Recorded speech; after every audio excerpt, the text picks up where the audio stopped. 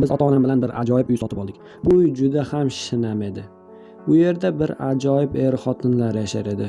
Ular juda ham mehribon qo'shni ekan. Ular har kuni bizga o'zlari pishirgan turli xil taomlardan chiqarib turar edi.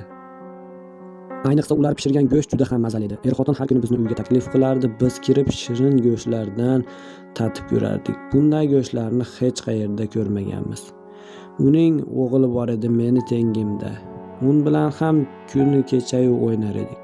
Kunlarning birida otamning ish qog'ozi tugab, deraza oldiga qog'ozlarni olgani bordi. Derazadan qaragan edi, ne ko'z bilan ko'rsinki, haligi mehribon qo'shnining uyida bir ayol og'zi baylangan holda turar edi. Otam buni ko'rib dahshatga tushdi. Nimalar bo'lyapti axir? Haligi ayol ko'zi bilan otamga ishora qilardi. Otam cho'chib ketdi hamda militsiyaga qo'ng'iroq qildi. Birozdan so'ng militsiya ham yetib keldi.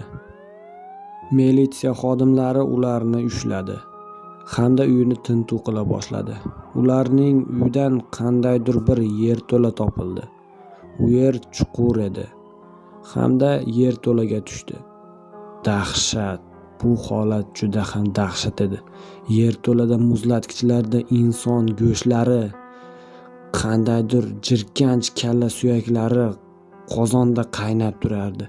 Ular odamxo'r edi.